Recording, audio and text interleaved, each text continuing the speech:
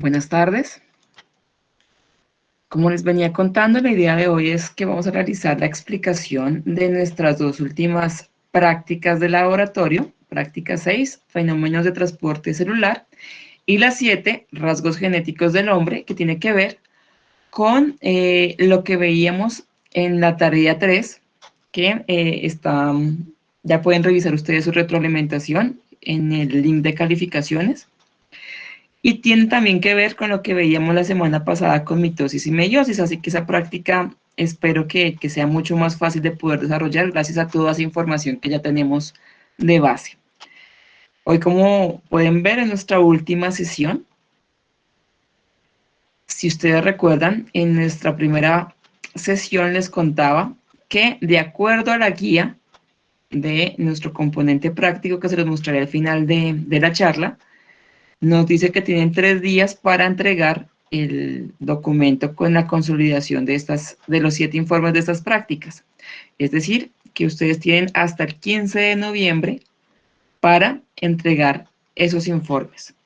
Si es posible, si ya terminaron estas prácticas, si terminan hoy estas dos, pueden subirlo de una vez si ustedes desean. Si por alguna situación no alcanzan, pues tendrían 3 días adicionales para poderlo hacer. Entonces, iniciemos con esa fundamentación teórica. En la parte de fenómenos de transporte celular, es importante recordar que el organelo que recubre a las células y que le permite esa permeabilidad, cuando hablo de permeabilidad, es que pueda permitir la entrada o retener la entrada o salida de ciertas sustancias, es la membrana nuclear. Todas las células poseen membrana celular. Así que todas tenemos esta característica que les voy a contar. Esa membrana celular es una bicapa lipídica. Bicapa significa que hay dos capas. Esta es una y esta es otra. Constituidas por fosfolípidos. Con empezamos a ver o a recordar lo que veíamos en la tarea 2. Que veíamos que los lípidos podían tener uniones con otras moléculas o con otros tipos de biomoléculas. En este caso, los fosfolípidos tienen la capacidad de tener una parte polar, que en esta imagen está simbolizado por estos círculos, y una parte apolar, que sería lo que está en el interior de esa bicapa. Esta característica, que como pueden darse cuenta, los fosfolípidos están por las dos capas de la membrana, es la que va a permitir que sea permeable o no a ciertas sustancias. Si esa sustancia es permeable a sustancias polares, pues fácilmente va a poder atravesarla. Si no, pues tendrá un poquito de dificultad, tendrá que buscar algún mecanismo para poder hacer ese movimiento de ingreso o de salida de la célula. Si esa sustancia tiene la facilidad de penetrar a través de estos fosfolípidos, no requiere un gasto de energía para hacerlo. ¿Por qué? Pues fácilmente podrá atravesar por ella. Pero como la célula es tan inteligente, ha logrado buscar la manera de que aquellas sustancias que no tengan esa facilidad puedan encontrar el camino, obviamente con un gasto de energía. En esta membrana celular también vamos a encontrar proteínas. Podemos encontrar proteínas que atraviesan la doble capa de fosfolípidos o algunas que solamente les vamos a encontrar en un extremo. Para el caso de lo que estamos hablando para esta práctica, que es transporte celular, las que nos convienen son estas proteínas que están en ambas capas, porque van a permitir el ingreso o salida de sustancias a través de ellas. Las proteínas son, digamos, más bien un poco sólidas, como las veríamos en esta imagen. Pero cuando hay un gasto de energía, van a poder abrir como una especie de túnel, como se ve en esta imagen, y con ese gasto de energía, pues va a permitir que sustancia salga o ingrese a la célula. Y el otro componente de la membrana son los carbohidratos, que son los que encontramos en este caso. Están representados por cadenas de glucosas. Los carbohidratos, en este caso, son los encargados de la comunicación celular, de que la célula reconozca cuando hay alguna sustancia de la que pueda alimentarse, cuando haya exceso de agua en el exterior, cuando haya algún problema, los que le van a comunicar esa información son los carbohidratos. Entonces, esa es la importancia y la forma que tienen esa membrana celular y la fundamentación para que permita la entrada o salida de algunas sustancias. Ya haciendo un poco más de inmersión en cuanto a ese transporte celular, hay que recordar que hay dos tipos de transporte celular. Unos, como les contaba hace un momento, que no requiere gasto de energía, porque esa sustancia va a atravesar a través de los fosfolípidos, y otra que no lo va a poder hacer tan sencillo, que requiere un gasto de energía que conocemos como un transporte activo. Entonces empecemos por el primero, que es el transporte pasivo.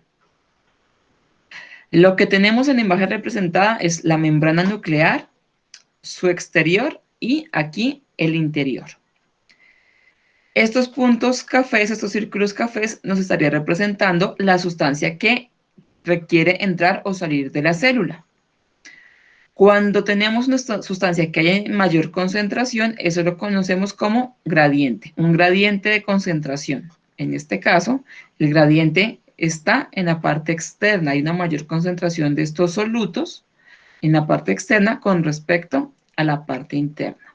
Entonces, cuando hablamos de transporte pasivo, si la sustancia que requiere, en este caso, ingresar a la célula, puede ser de cualquiera de los dos papeles. Lo importante es donde esté la mayor concentración. Del lugar donde esté el mayor gradiente, la mayor concentración, requiere atravesar la sustancia a través de la membrana hacia donde hay una menor concentración, va a haber un transporte pasivo. No requiere un gasto de energía porque por ese cambio de concentración y que vaya en dirección del más concentrado al menos concentrado, no va a requerir un gasto de energía. Entonces, ¿qué va a pasar? Si en este caso quiero atravesar esta molécula, pues fácilmente lo va a hacer a través de esa capa de fosfolípidos y la va a atravesar al otro lado. Eso lo conocemos como difusión facilitada o como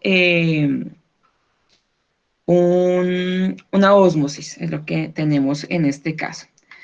El enlace ya se los compartí a los estudiantes que ingresaron desde las 5:50, ya se los vuelvo a compartir. Profe, qué pena, es que no te entendí. El gradiente entre mayor sea afuera, adentro, ¿cómo es? No, la verdad no entendí. En este caso, para la ósmosis, debe ir del lugar donde esté más concentrado a donde esté menos concentrado. No importa si es adentro o fuera. Para el caso de la ósmosis, el transporte debe ocurrir de la partícula donde esté la mayor concentración hacia el lugar donde esté menos concentrado. Esa es la ósmosis. Que esa sustancia que va a atravesar la membrana esté en el lugar donde esté la mayor concentración, no importa si es adentro o fuera de la célula, solo que esté la mayor concentración para atravesar hacia donde esté la menor concentración. Eso es la ósmosis porque no requiere un gasto de energía. Listo, profe. Y traspasa a través de la membrana celular Por los fosfolípidos. por la capa Lipídica, sí, fosfolípida y la capa de glucosa. no hemos hablado de glucosa. Esas partículas sí pueden ser glucosa, puede ser solución salina. Por ahora las vamos a llamar solutos o moléculas que van a atravesarlas. Pero para ese transporte pasivo, como les digo, llámese difusión facilitada u ósmosis, debe pasar del lugar donde haya mayor concentración hacia el lugar donde hay menor concentración. Nuevamente repito, no importa si es adentro o afuera, para que ocurra la ósmosis es porque debe haber un cambio de concentración y la sustancia debe atravesarla de donde esté la mayor concentración hacia donde esté la menor concentración. En el caso del transporte activo, pues ocurre lo contrario. Es cuando requerimos atravesar la sustancia del lugar donde está menos concentrado. En este caso, es este lugar donde está la menor concentración. Quisiéramos, ejemplo, pasar este soluto hacia el otro lado, donde está la mayor concentración. Como no permitimos, digamos, que esa concentración no va a facilitar ese intercambio de las sustancias a través de la membrana, En este caso, para poder hacer ese intercambio de donde está la menor concentración hacia donde está la mayor concentración, en este caso, así sea porque va a atravesar solamente la bicapa lipídica, también va a haber un gasto de energía. ¿Por qué? Porque recuerden que vamos a pasar de donde hay una menor concentración hacia donde hay una mayor concentración. Recuerden que en los seres vivos, la energía, bueno, básicamente animales y plantas, almacenamos, bueno, casi todos los seres vivos, almacenamos la energía en forma de ATP. Entonces, lo que se requiere es un gasto de esta molécula, de ATP, para que ocurra ese transporte. Entonces, hablemos un poquito más de ósmosis, que es lo que vamos a entender hoy en ese informe que ustedes deben entregar. Entonces, recordemos que lo que va a ocurrir con la ósmosis es que debe haber un cambio en la concentración de ciertos solutos y del agua con respecto a lo que hay en el exterior y en el interior. En esta gráfica que tenemos aquí, la membrana está representada por esta línea rosada y tenemos dos tipos de moléculas. Las azules están representándome el agua y las de color rojo me están representando solutos, ciertas moléculas que se han mezclado con esta agua.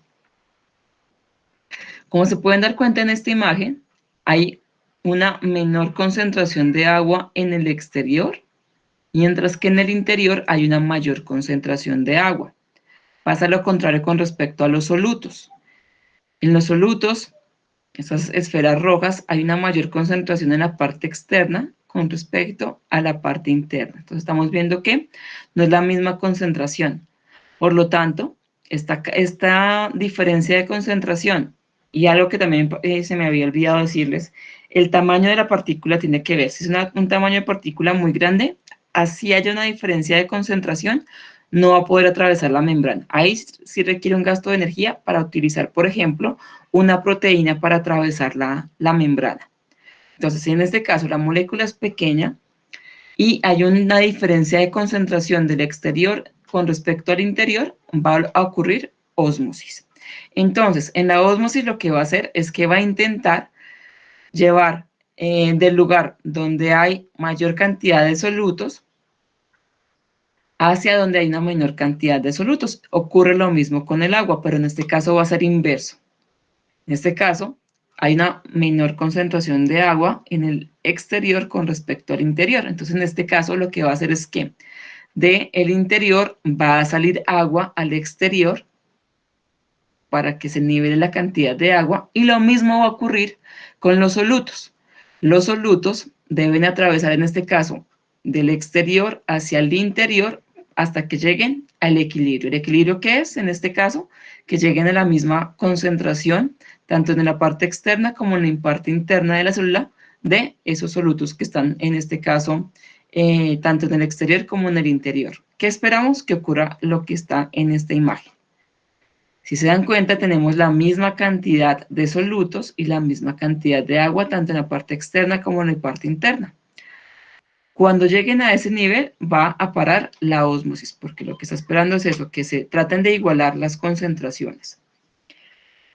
Eso es lo que va a permitir que haya ese transporte, ya sea hacia el exterior o hacia el interior de la célula.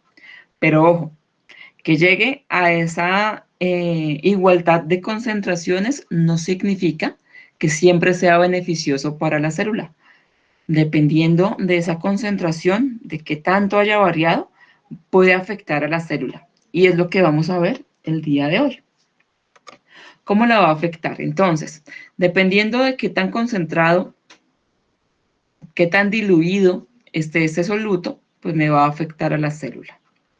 Hay tres tipos de soluciones por las que se puede ver inmersa en la célula y que vamos a ver cómo la va a afectar. Entonces, la primera solución que vamos a ver es una solución isotónica. Recuerden que cuando hablamos de transporte, en este caso estamos hablando de concentraciones, de alguna solución que tenga una concentración dada. La primera que vamos a ver es una solución isotónica. En esta imagen, bueno, las tres que vamos a tener acá van a tener representadas por esta línea gruesa amarilla la membrana. La parte azul va a ser el interior de la célula y la parte rosada el exterior. Cuando tenemos una solución isotónica, que para este caso, bueno, y para las células, en general, por ejemplo, una solución isotónica es una solución salina al 0.9%. Puede ser solución salina, una solución de glucosa. Esta es la concentración, digamos que ideal para que la célula no se dañe.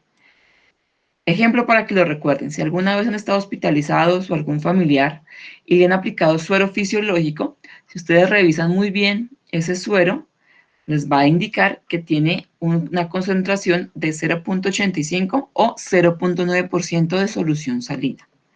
Es una solución isotónica y es una solución que tiene la misma concentración de sales que contiene el interior de la célula. Así que cuando esté ahí, lo que va a hacer es hidratar la célula, no la va a afectar porque es una solución ideal. Entonces, en ese caso, al tener la misma concentración de solutos de un lado y del otro, pues no va a atravesar en este caso la membrana de los solutos, solamente pues lo que va a hacer es que se mantenga en equilibrio, que se mantenga estable en la forma ideal, que no se vea afectada de ninguna manera la célula. Nuevamente es una solución isotónica, está al 0.9% de sal o de azúcar. ¿Clara esta? Sí, profe. Listo.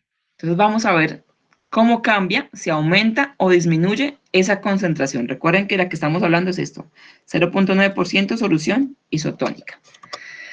Si resulta que la solución del exterior de la célula es una solución mayor a la que tiene el interior de la célula, la vamos a llamar, es una solución hipertónica. Recuerden que estamos hablando de todo lo que esté externo.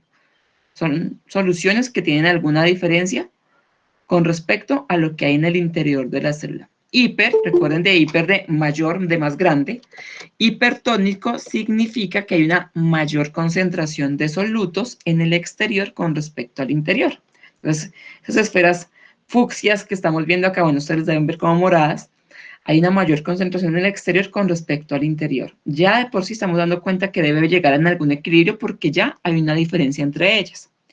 Entonces, cuando está afuera en mayor concentración es hipertónica. ¿Qué va a ocurrir?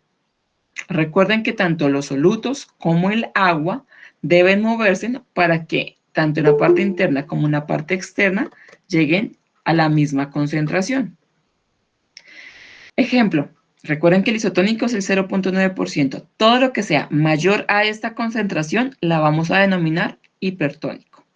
Es decir, que esta concentración para ser hipertónica puede ser de 1, de 1.1%, de 2%, 3%, 4%, bueno, todo lo que sea mayor a esto va a ser una solución hipertónica. Entonces, ¿qué requerimos para que llegue al equilibrio? Recuerden que agua y solutos se deben mover. Pues en este caso hay una mayor cantidad de solutos, de esas esferas que estamos viendo acá. Las esferas deben atravesar la membrana de la parte externa a la parte interna hasta que lleguen al equilibrio. Aquí en ambos lados tengan la misma concentración.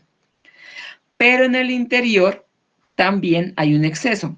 Así no lo veamos en esferas, por espacios, diríamos que el espacio es agua. O sea, hay una mayor cantidad de agua en la parte interna con respecto a la parte externa. Así que de la parte interna, como hay más agua, debe donarle agua al exterior para que lleguen al equilibrio. Es decir, que haya una concentración de solutos y de agua, tanto en la parte interna como en la parte externa. Así que, como les decía, el agua de la parte donde hay una mayor concentración, que en este caso es en el interior, esa agua va a atravesarla hasta el exterior. Quiere decir que la célula va a perder agua. Ahora, ¿qué ocurre cuando es lo contrario? Cuando en el exterior esa solución que se le agregó, esa solución que está acompañando a las células, tiene una menor concentración de solutos, esa solución la conocemos como hipotónica. Hipo, ese prefijo significa bajo, menor. Entonces hay una menor concentración con respecto a ¿qué? Recuerden que es con respecto a este 0.9%. Significa que todo lo que tenga una concentración inferior al 0.9% va a ser una concentración hipotónica. En este caso, ejemplo, puede ser una solución de sal al 0.4%, una solución al 0.2%, bueno, todo lo que sea menor a estos 0.9% va a ser una solución hipotónica. Nuevamente, la célula debe ejercer un cambio para que tanto en el interior como en el exterior haya la misma concentración de solutos y de agua. Entonces, en este caso, ¿dónde hay mayor concentración de solutos? En el interior, porque en el exterior la solución que se le dio tiene una menor concentración. Así que del interior van a salir solutos, pero del exterior, ¿qué va a ocurrir? Va a ingresar agua. Al ingresar agua, hasta que llegue al equilibrio, pues lo que va a ocurrir es que la célula va a llenarse de agua, a inflarse, y eso también va a hacer que haya un cambio en su aspecto y obviamente en la vitalidad de esta célula. ¿Clara las concentraciones y qué va a ocurrir entre el uno y el otro? Sí, señora. Listo, gracias Natalie. Entonces vamos a ver eso que les acabo de contar con imágenes. Entonces aquí lo que tenemos son las mismas concentraciones que les tenía hace un momento, pero ahora vamos a comparar qué es lo que está ocurriendo con células. En este caso lo vamos a comparar con los eritrocitos, con los glóbulos rojos, que es una célula animal, y con una célula vegetal.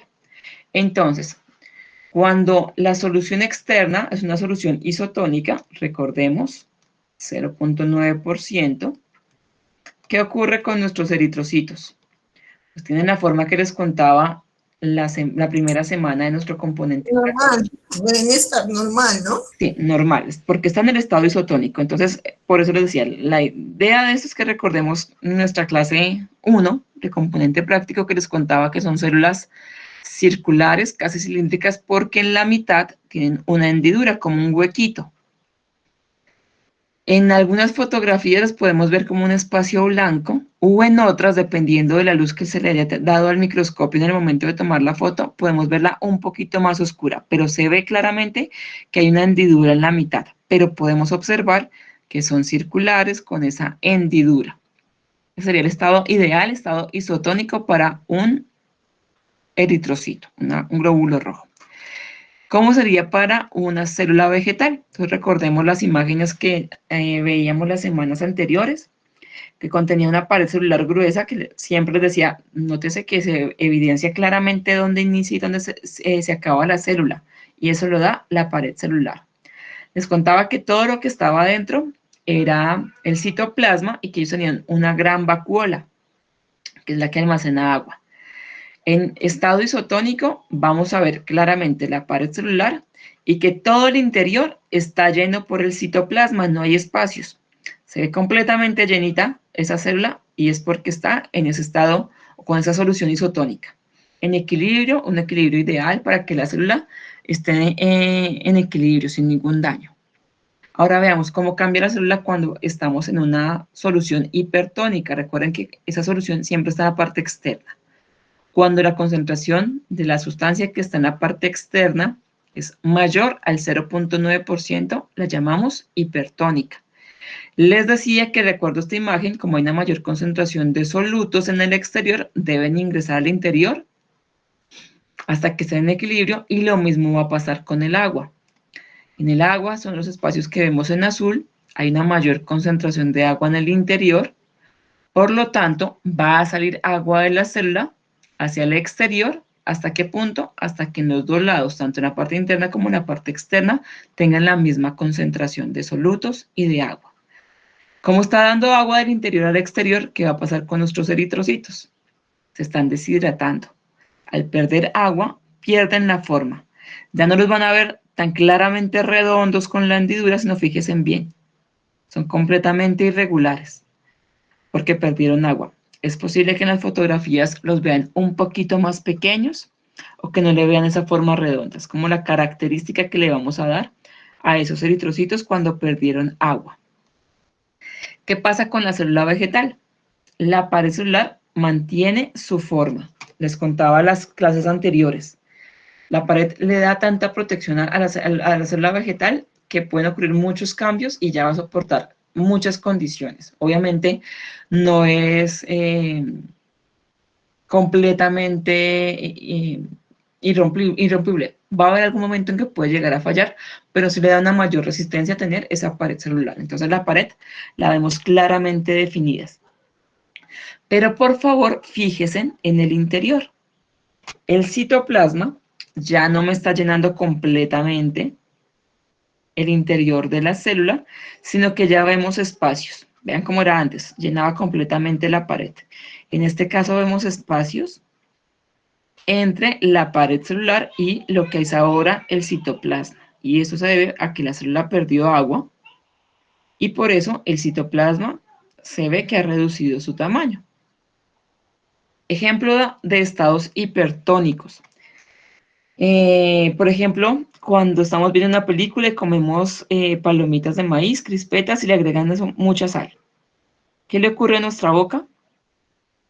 Sentimos que ahí, pues obviamente se está resecando, hay una deshidratación, pero también al mismo tiempo sentimos que estamos salivando más, hay más agua en nuestra boca.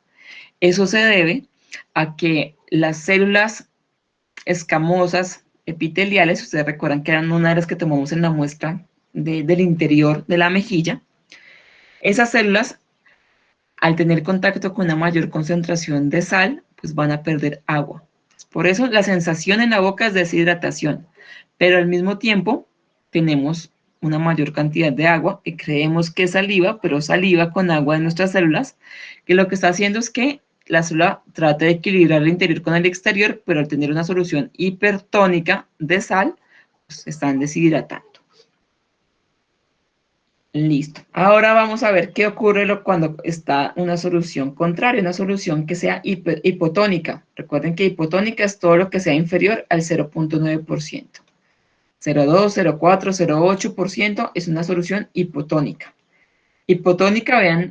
Pero, o sea que, perdón, o sea que la célula, digamos, vegetal, cuando se observa al microscopio, se observan, digamos, espacios y, y la, es que no sé cómo decirte, se observan el espacio Vas a ver la entre la pared, vas a ver membrana claramente la celular pared y celular.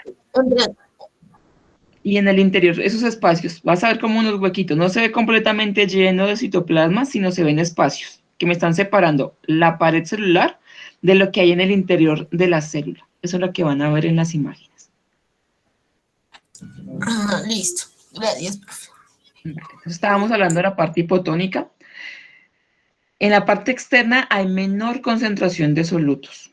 Por lo tanto, del interior, como hay una mayor cantidad de solutos, del interior va a pasar al exterior. Pero en el exterior esos espacios que estamos viendo serían agua. Por lo tanto, hay una mayor cantidad de agua en el exterior con respecto al interior. Para hacer ese intercambio de soluto y de agua, en este caso, el agua va a ingresar del exterior hacia el interior de la célula hasta el momento en que soluto y agua estén en equilibrio. Al ingresar agua a nuestra célula, ¿qué le pasa a los eritrocitos?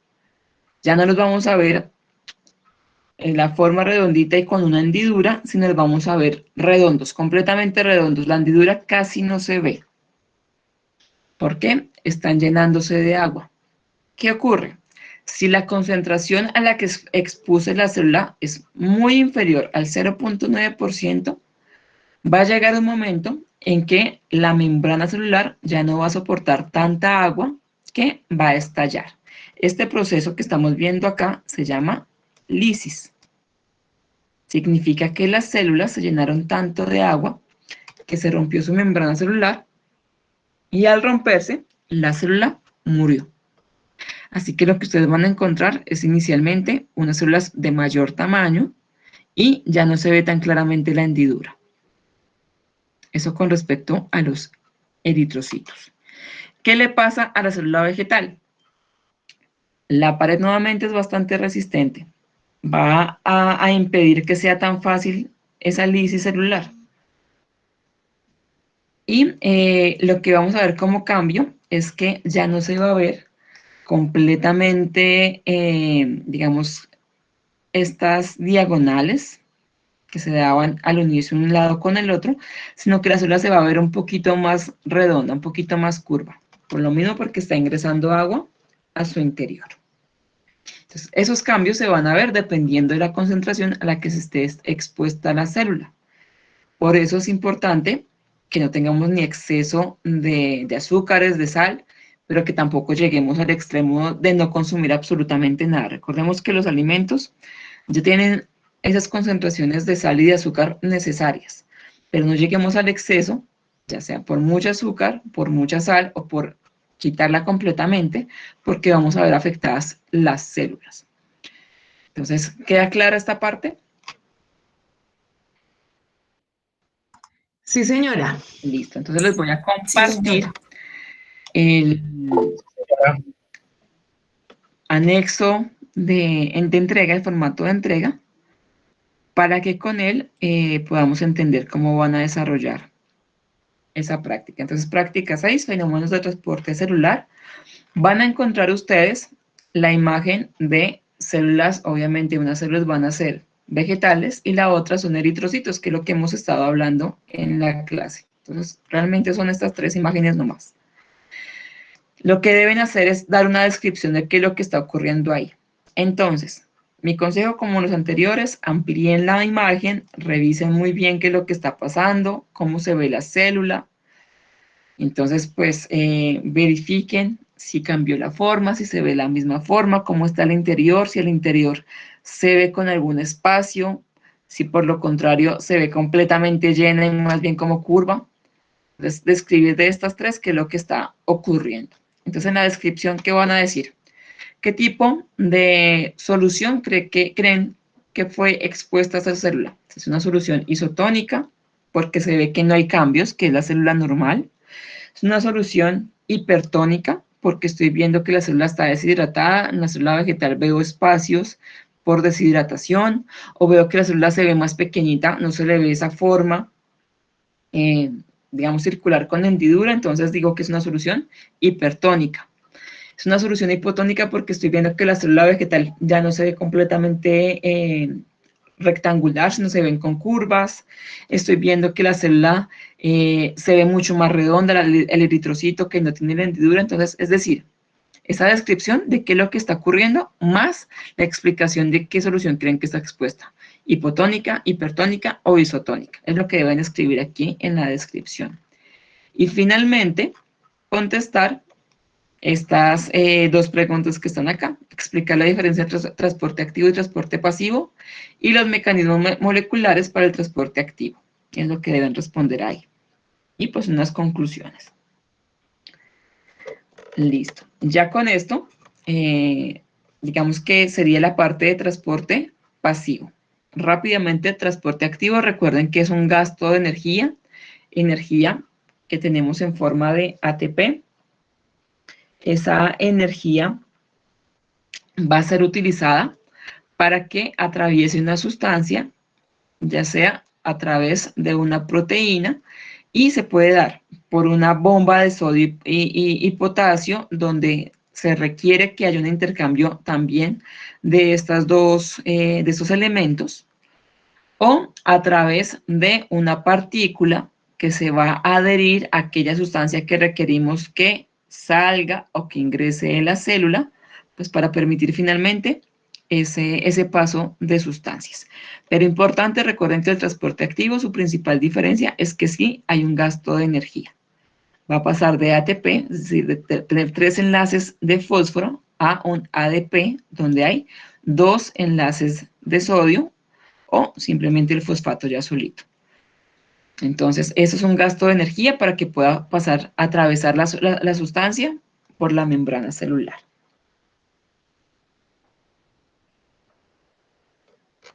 ¿Me confirman, por favor, si estaban viendo la pantalla? No, señora, no se ve.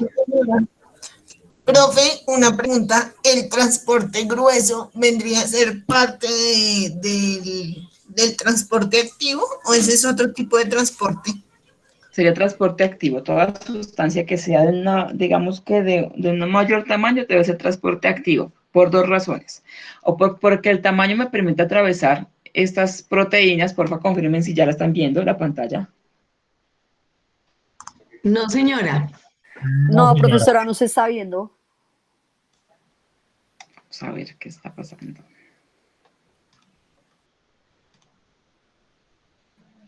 Ahora sí. Correcto, ahora sí. Listo. Entonces, Ya. este era un gasto de energía que está en forma de ATP. El ATP, cuando permite que haya un gasto de él, pues va a pasar de tener tres moléculas de fosfato unidas a tener dos y finalmente tener el fosfato solo. Hacer ese cambio de la diferencia de enlaces con fosfato es lo que va a permitir que haya un gasto o una ganancia de energía. El ATP es la forma como tenemos la mayor energía en la célula. Entonces, ese gasto de ATP va a ocurrir cuando la célula necesita que la sustancia que ingrese o que salga deba atravesar una proteína. Dependiendo del tamaño, solamente con la apertura de la proteína va a permitir el ingreso o porque esa sustancia que queremos que ingrese o que salga debe adherirse a ese ATP pues para que pueda ingresar o salir.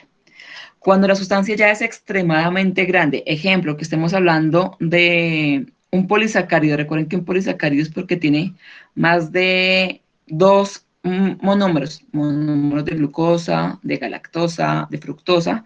Al ser tan grande, pues no va a poder atravesar la membrana por ninguna de estas formas. ¿Qué debe hacer?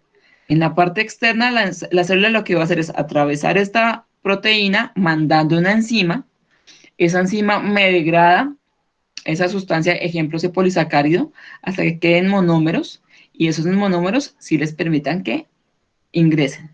Pero sustancias ya extremadamente grandes no va a permitir eso. Tienen que hacer primero una salida de enzimas para que, digamos, que disminuya el tamaño de esas sustancias y ahí sí permita el ingreso. Si ustedes recuerdan cuando hablábamos de la tarea 2, a los que les correspondió toda la parte de carbohidratos, había una parte que les pedían qué tipo de transporte tenía esas sustancias. Entonces, si eran sustancias de monómeros, seguramente encontraban que era por difusión o por ósmosis. Si eran de gran tamaño, tenían que decir que era necesario por metabolismo ofrecer una enzima que degradara la sustancia y cuando estuviera convertida en monómeros, ahí sí por difusión o por ósmosis iban a hacer ese intercambio. Listo. Y finalmente vamos a nuestra última práctica que tiene que ver con rasgos genéticos.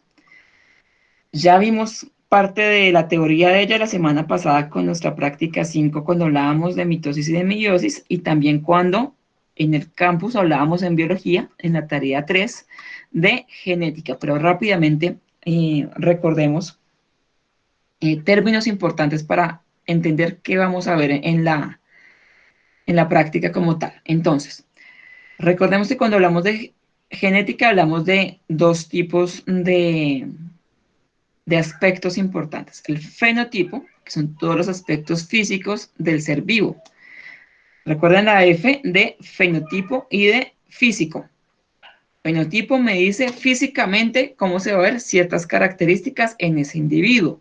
Fenotipo es, por ejemplo, el tamaño de la persona, ejemplo, que sea alta o bajita, que tenga ojos de color café, ojos claros, que el cabello sea liso, que el cabello sea rubio.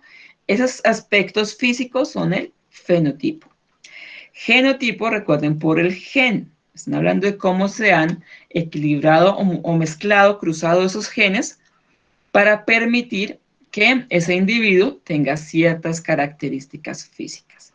El genotipo se empieza a dar cuando se unen óvulo y espermatozoide. Les contaba la semana pasada que cuando se unen estos dos, ya no se llaman óvulo y espermatozoide, sino que esa nueva célula se llama cigoto. ¿Por qué? Porque se ha mezclado la información de los cromosomas del padre con el de la madre y tenemos un nuevo individuo. Al tener la información del uno y del otro, pues se han unido dos alelos. Aquí tenían unos cromosomas, unos alelos que se unen a los otros. Y recuerden que cuando se unen dos alelos, en este caso lo voy a representar por la letra A, una información que me da papá y otra que me da mamá, a eso lo llamamos genes. Siempre van a ser dos. o lo ideal es que sean 2. Ya les cuento cuando hay algún cambio. Y esos 2 me van a indicar finalmente cómo va a ser ese fenotipo. Esos alelos se representan por letras. Si esa letra la vemos mayúscula, la conocemos como dominante. Recuerden que la dominancia no es lo más fuerte, sino tiene que ver que es lo más común. Y la minúscula me representa la recesividad, es decir, aquello que no es tan común. Ejemplo, en Sudamérica, nuestro gen dominante para el color de los ojos es el color oscuro. Es lo más común para nosotros los latinoamericanos. Pero si nos ponemos a cambiar de espacio, por ejemplo, si comparamos cuál sería la característica dominante para el color de ojos en Rusia, en Suecia, pues allá lo dominante es el color claro. Eso es lo más común. Entonces, esa es la dominancia. ¿Qué es lo más común para esa especie y sobre todo para esa raza? Porque también tiene que ver mucho con las condiciones ambientales que tengamos ciertas características y no otras. Entonces, ya teniendo claro eso, entonces recordando que 2 alelos me forman un gen, pues vamos a encontrar 3 tipos de alelos. Cuando las 2 letras son mayúsculas, lo conocemos como homocigoto. Cigotos porque estamos hablando, recuerden, de esa unión ya de óvulo y espermatozoide. Y homos porque para esa característica las 2 letras son mayúsculas o son minúsculas. Homo es igual, las 2 son iguales, o mayúsculas o minúsculas. Cuando las 2 son mayúsculas, lo conocemos como homocigoto dominante. Cuando las 2 son minúsculas, homocigoto recesivo. Cuando las 2 son mayúsculas, pues el fenotipo que me va a dar es el dominante, lo más común. Cuando las 2 son minúsculas, pues me va a dar lo recesivo, lo que no es tan común. Cuando se combinan en esos genes un alelo dominante con no recesivo, lo conocemos como hetero, diferente, cigoto.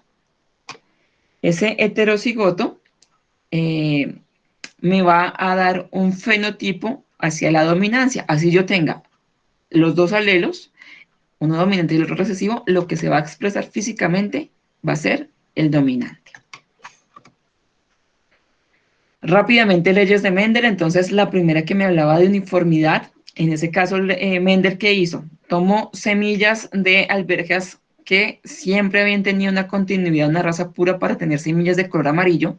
Siempre se habían mezclado semillas amarillas con plantas de semillas amarillas, por lo tanto, sus hijos iban a seguir siendo semillas de color amarillo. Igual ocurría con el verde, a eso lo llamaba razas puras, algo que no había cambiado nunca con otra característica, siempre había seguido esa misma tendencia, se mezclaba con otro. Entonces, en este caso, lo dominante es el amarillo y lo recesivo es el color verde. Nos mostraban después, con Punet logró hacer un cuadro donde podría permitir tener una probabilidad de cómo saldrían los hijos cuando se cruzaban ciertas características. En la parte superior se colocaba la información de un padre y en la primera columna la información del otro. Es así que, por ejemplo, en este caso voy a colocar la información de este amarillo en la parte de arriba. Como solamente una característica es un cuadro de 2×2. Entonces coloco la información de cada alelo en una casilla para el padre que me está dando la característica de color amarillo, y para el de color verde lo voy a ubicar en esta columna. Cada alelo en una diferente, en una celda diferente. Y hacemos el cruce. En este caso se va un dominante con un recesivo. Aquí tenemos el siguiente cruce. Y así sucesivamente. ¿Qué ocurrió? En este caso, los hijos de ellos, entre ellos, son 100% iguales. ¿En cuanto a qué? A que su genotipo es igual, que como es una mayúscula y una minúscula, esto lo llamamos heterocigoto.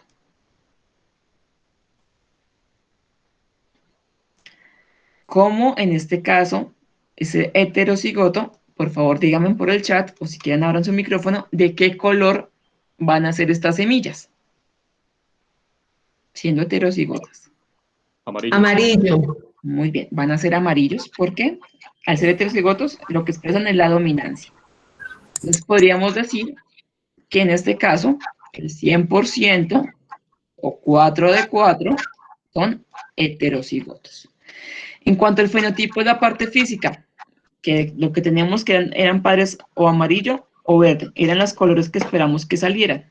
Ustedes muy bien dijeron que ellos van a salir son todos amarillos. Así que el fenotipo es que me va a decir que el 100% son amarillos o 4 de 4 son amarillos. Para este caso no tenemos ningún verde. Teniendo claridad en eso, entonces también tiene que ver mucho el ambiente en cuanto a la expresión de esos genes, pues porque ya está establecido que dependiendo de donde estemos o de nuestros padres, pues tenemos ciertas características. Pero cada especie ha tenido ciertos cambios para poderse adaptar a esas características ambientales donde esa especie está viviendo. Entonces, en esta imagen estamos viendo osos. Los dos son osos. Pero si se dan cuenta, su pelaje es completamente diferente porque se adaptaron a las condiciones ambientales a las que viven. Este de acá es nuestro querido oso de anteojos. Es un oso insignia de nuestro país que lamentablemente está en este momento en peligro de extinción, por eso lo utilizamos en el anexo de la tarea 4, que es el ejemplo que les estamos trabajando para que seamos conscientes del peligro al que está expuesto. Y como vive en un bosque nublado, él tiene un pelaje de color oscuro para poderse camuflar. Ese bosque nublado pues le da una oscuridad por el tamaño de los árboles, también por la misma nubosidad que se encuentra en el ambiente, y es oscuro para poderse camuflar y de esa manera, uno, poder cazar a otras especies y que no se den cuenta de que esté ahí, y también de protección. Lo mismo ocurre con nuestro oso polar, es de color blanco porque su hábitat es el hielo, así que debe tomar ese color para camuflarse y que sus posible caza no lo vaya a reconocer y fácilmente pueda obtener alimento. También pues obviamente lo estamos viendo amenazado por el cambio climático. Entonces, ¿qué vamos a hacer? Entonces, en la guía ustedes van a encontrar que tenemos diferentes características. Ustedes deben compararlas, en este caso, para poder diferenciar si ustedes poseen una característica o no. Entonces, me confirman si están viendo en este momento la guía. Sí, señora. Sí, ahora sí, ya otra vez volvió. Entonces, van a encontrar en la guía 7, paso 1, paso 2, que son diferentes características. Entonces, lean muy bien qué contiene. Por ejemplo, la primera es que puedan enrollar la lengua o que no lo puedan hacer. Entonces, lean muy bien cuál es la característica que están trabajando y cuál es la letra que están manejando. En este caso, la dominancia es que puedan enrollar la lengua en forma de U, y en este caso es una U mayúscula lo que van a trabajar en este caso. Paso 2 es el lóbulo de la oreja. En ese caso es que el lóbulo esté separado de la mejilla, de la cara. Esa es la dominancia y la vamos a trabajar con letra L mayúscula. Que no se pueda separar el lóbulo de la oreja con respecto a la cara, es una L minúscula, sería el gen recesivo. Paso 3 me está hablando de que podamos doblar el dedo pulgar, ojo, esta falange, no todo el dedo con respecto a la mano, la falange en un ángulo de 90 o de 45 grados. Pues revisar en este caso la letra P es el dominante y en este caso es porque el ángulo de separación solamente es del 45%. El 4 es la línea del cabello, entonces ahí sí con un espejito, la mayoría con un espejito, revisen si tiene una línea continua o es un pico de viuda, es decir, que hay una puntica que está un poquito más cerca hacia la frente. En este caso, el gen dominante es línea continua y es una B mayúscula.